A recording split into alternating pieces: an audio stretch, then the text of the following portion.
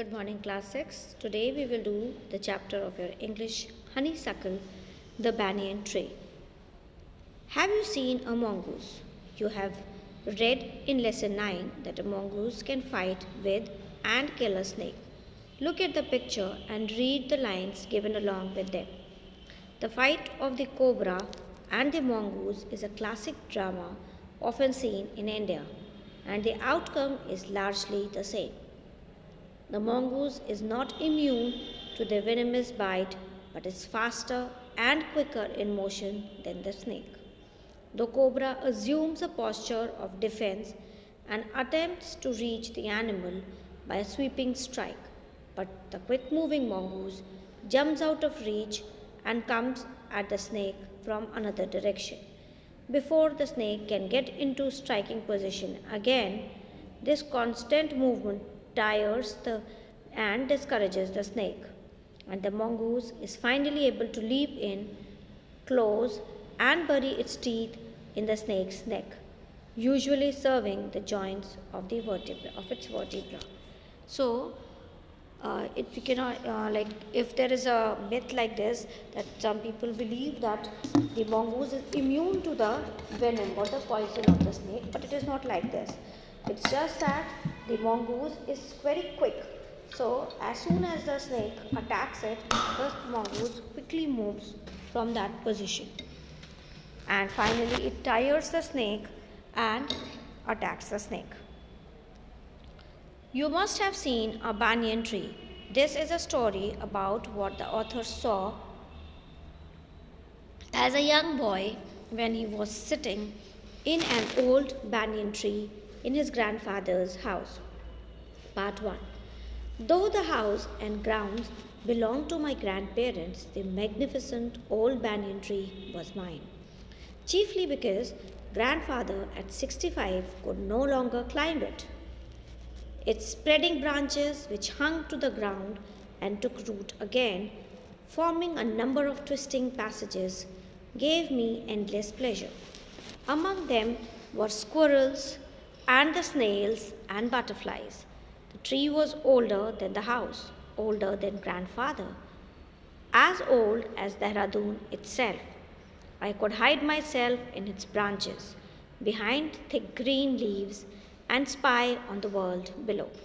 So the boy felt or said that the tree belonged to him because now the grandfather is very old, so he cannot climb the tree. So the tree belongs to him. My first friend was a small grey squirrel, arching its back and sniffing into the air. He seemed at first to resent my invasion of his privacy. But when he found that I did not arm myself with catapult or air gun, he became friendly. And when I started bringing him pieces of cake and biscuit, he grew quite bold and was soon taking morsels from hand. So his first friend was a mongoose. Initially, was a squirrel. Initially, the squirrel was a little scared, but then when he started, he noticed that the boy or the author was not carrying any catapult or air gun, so it felt that it is safe, and gradually the author started bringing cake and biscuit for the mongoose.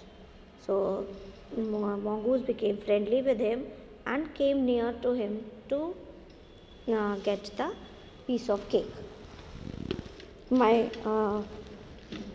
Before long, he was delving into my life, my pockets, and helping himself to whatever he could find. Gradually, what happened? The mongoose didn't wait for. The squirrel didn't wait for the writer to offer it to him. It straight away went into his pocket and got took out the morsels which was there in his pocket to eat. So this shows that the author has given the liberty that the squirrel could take out the food items from his pocket. He was very young squirrel, and his friends and relatives probably thought him foolish and headstrong for trusting a human being. In the spring, when the banyan tree was full of small red figs, birds of all kinds would flock into its branches, the red-bottomed bulbul, cheerful and greedy parrots, myna, and crow, squabbling with one another. Okay, so during the fig season, the banyan tree was the noisiest place in the garden. Halfway up the tree, I had built a crude platform where I would spend the afternoons when it was not too hot. I could read there, propping myself up against the tree with a cushion from the living room. Treasure Island, Huckleberry Finn, and the story of Dr. Dolittle were some of the books that made up my banyan tree library. When I did not feel like reading, I could look down through the leaves at the world below. And on one particular afternoon, I had a grandest view of that classic of the Indian wilds, a fight between a mongoose and a cobra. Part 2. The warm breeze of approaching summer had sent everyone, including the gardener, into the house. I was feeling drowsy myself, wondering if I should go to the pond and have a swim with Ramu and the buffaloes, when I saw a huge black cobra gliding out of the clump of a cactus. At the same time, a mongoose emerged from the bushes and went straight for the cobra. In a clearing beneath the banyan tree, in bright sunshine, they came face to face. The cobra knew only too well that the grey mongoose, 3 feet long, was a superb fighter, clever and aggressive. But the cobra, too, was a skillful and experienced fighter.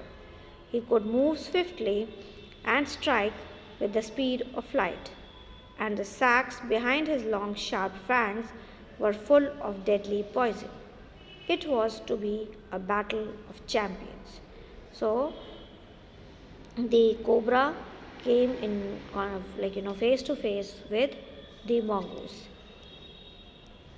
Hissing defiance, his forked tongue darting in and out, the cobra raised 3 of his 6 feet off the ground.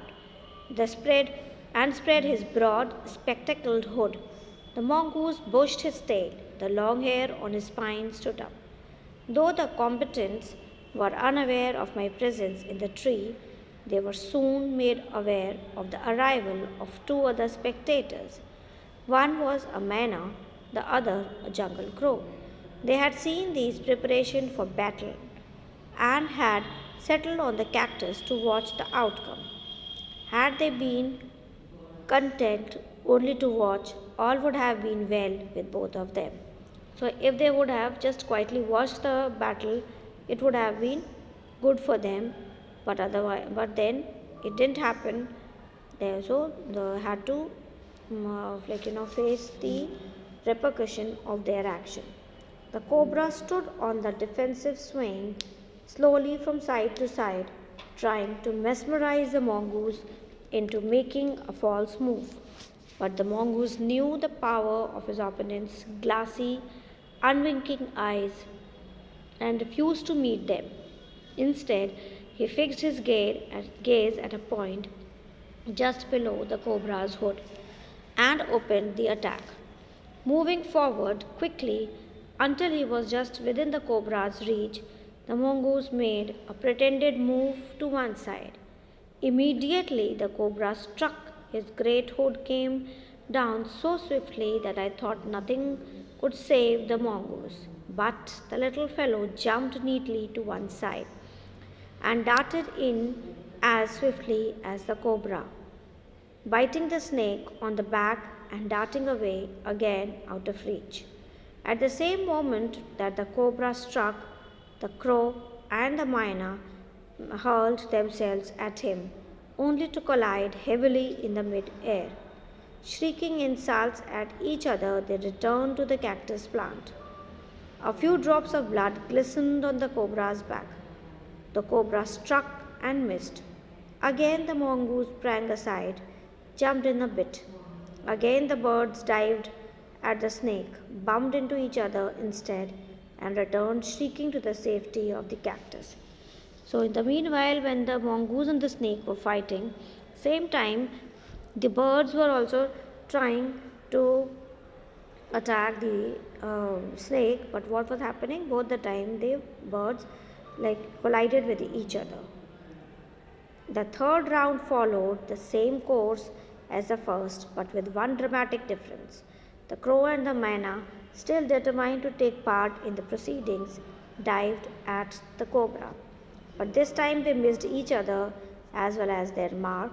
The myna flew on and reached its perch, but the crow tried to pull up in mid-air and turn back. In the second that it took the bird to do this, the cobra whipped his head back and struck with great force, his snout thudding against the crow's body. I saw the bird flung nearly 20 feet across the garden. It fluttered about for a while, then lay still. So, finally, the snake killed the bird, that is the crow. The myna remained on the cactus plant, and when the snake and the mongoose returned to the fight, very wisely decided not to interfere again. By that time, myna has realized the mistake, that it is of no use to intervene in the fight. The cobra was weakening, and the mongoose, walking fearlessly up to it, raised himself on his short legs and with a lightning snap had the big snake by the snout. The cobra writhed and lashed about in a frightening manner, and even coiled itself about the mongoose, but to no avail. The little fellow hung grimly on until the snake had ceased to struggle. He then smelt along with its quivering length, gripped it round the hood, and dragged it into the bushes. The myna dropped cautiously to the ground, hopped about, peered into the bushes from a safe distance, and then, with a shrill cry of congratulations, flew away. So, finally, the myna got the chance to congratulate the mongoose for defeating the snake. With this, the story ends here, and this story has been written by Ruskin Bond. Please do the question answers. Thank you, class. Take care of yourselves.